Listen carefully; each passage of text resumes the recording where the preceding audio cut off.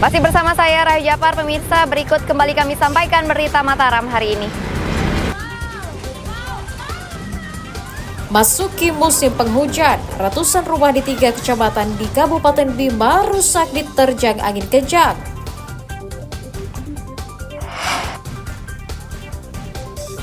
Protes rekannya ditahan polisi, warga di Dompu bakar pos satpam dan rusak fasilitas sebuah perusahaan tambang.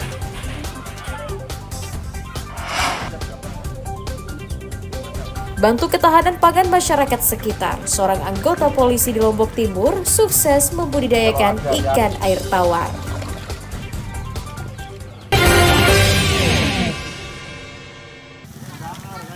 Saudara Bandu membantu untuk menurunkan bendera merah putih.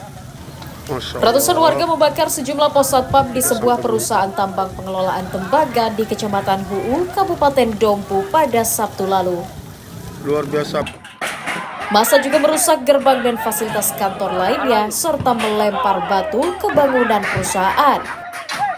Hal itu menjadi buntut kekesalan karena ditahannya seorang karyawan perusahaan berinisial CY asal Desa Merada oleh polisi karena diduga kerap merusak fasilitas perusahaan. Warga sebelumnya menemui pimpinan perusahaan untuk meminta pencabutan laporan agar CY dibebaskan. Namun karena negosiasi menemui jalan buntu, warga akhirnya mengamuk dengan merusak fasilitas kantor.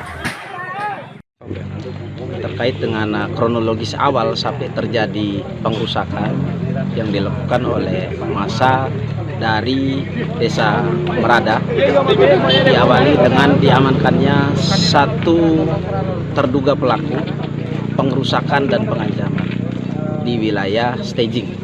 Jadi fasilitas yang Wilayah STM lah. Ya, wilayah STM.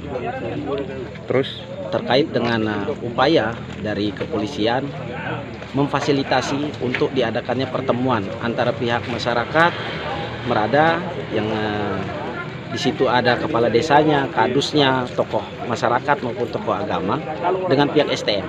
Kami sudah memfasilitasi itu terkait dengan permintaan mereka untuk saudara tersangka Sulaiman alias Coyo dilepaskan. Untuk mencegah konflik meluas, polisi masih melakukan negosiasi lanjutan dengan para pihak agar menemui solusi damai.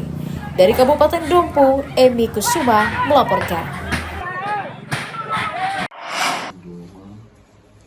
Pria bernama Dedi Iskandar diringkus Satuan Reserse Narkoba Polres Lombok Timur karena diduga menjual narkoba di lingkungan tempat tinggalnya. Dedi ditangkap di rumahnya di Desa Seruni Mumbul, Kecamatan Pringgabaya dari hasil pengembangan kasus narkotika yang melibatkan tersangka lain.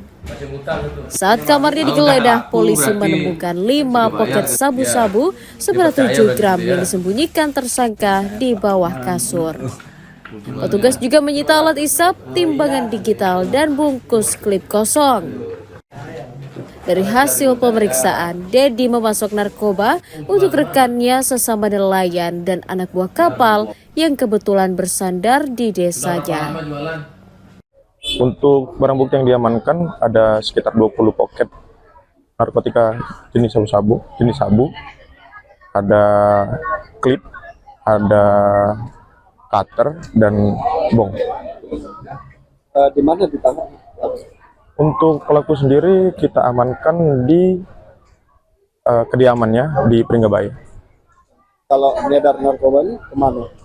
Untuk hasil pemeriksaan sementara kita ketahui bahwa barang bukti tersebut akan diedarkan di sekitar Lombok Timur.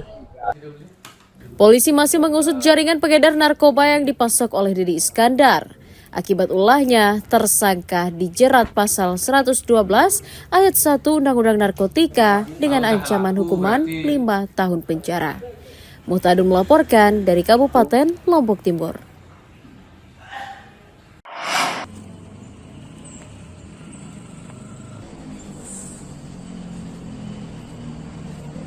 Pengelola 2 rumah sakit daerah di Kabupaten Lombok Barat mengonfirmasi belum dilunasinya klaim tanggungan pengobatan peserta BPJS sebesar miliaran rupiah sejak 4 bulan lalu.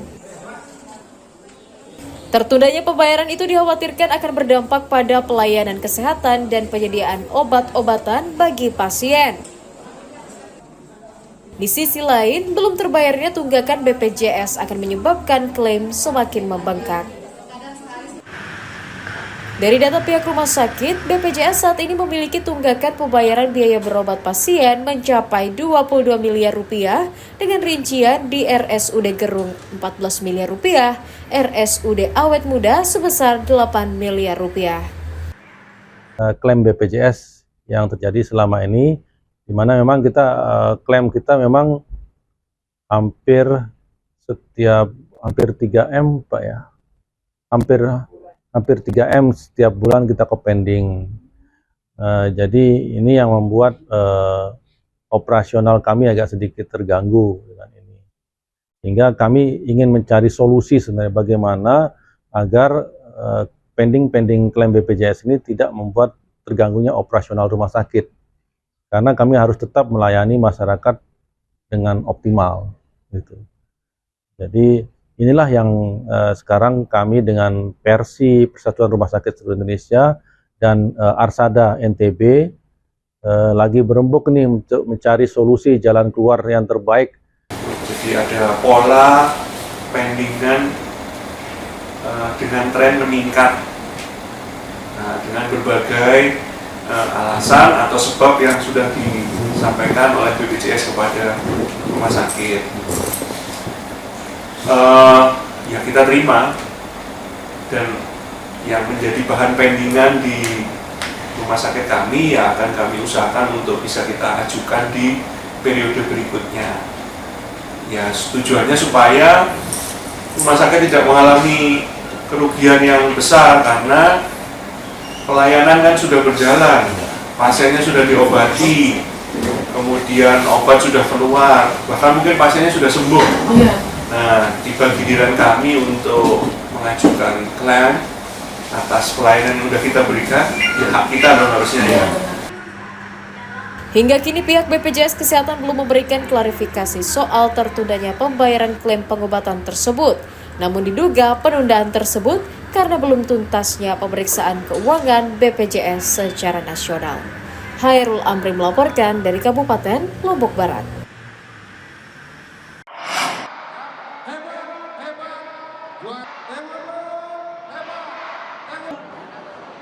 Ratusan atlet meramaikan kejuaraan nasional Kejurnas Taekwondo dan Rem Cup yang digelar di gelanggang olahraga Tripat Gerung, Lombok Barat, Sabtu pagi. Kejurnas diikuti atlet mulai tingkat pemula yakni taman kanak-kanak dan pelajar hingga para atlet dari sejumlah perguruan tinggi dari berbagai daerah. Kejuaraan mempertandingkan sejumlah kategori mulai pemula, junior, senior, hingga profesional. Selain ajang berkompetisi, Kejurnas tersebut juga untuk lebih memperkenalkan olahraga bela diri ke masyarakat di daerah.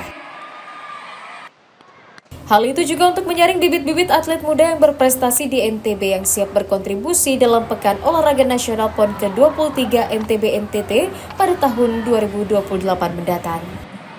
Kumpul di luar ini dalam rangka menggelar kejuaraan nasional Taekwondo dan Rem 162 Bakti Cup yang diselenggarakan oleh Korem 162 Bidowakti bekerjasama dengan pengurus provinsi Taekwondo di Provinsi NTB.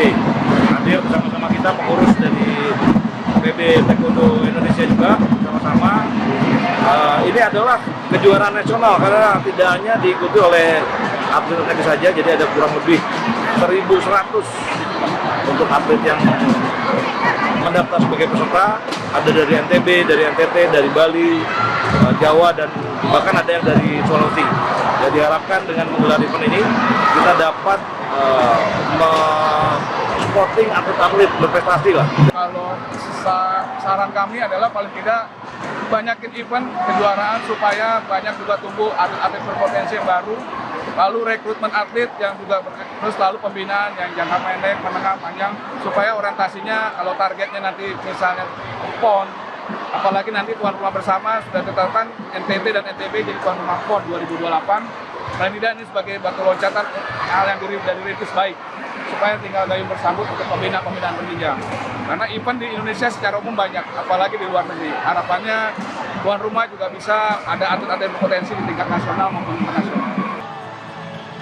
Kejurnas Taekwondo dan Rem Cup digelar selama 3 hari, diikuti oleh 1.100 atlet dari berbagai provinsi di antaranya NTB, NTT, Bali, Jawa Timur, dan Sulawesi Utara. Awaludin dari Kabupaten Lombok Barat melaporkan.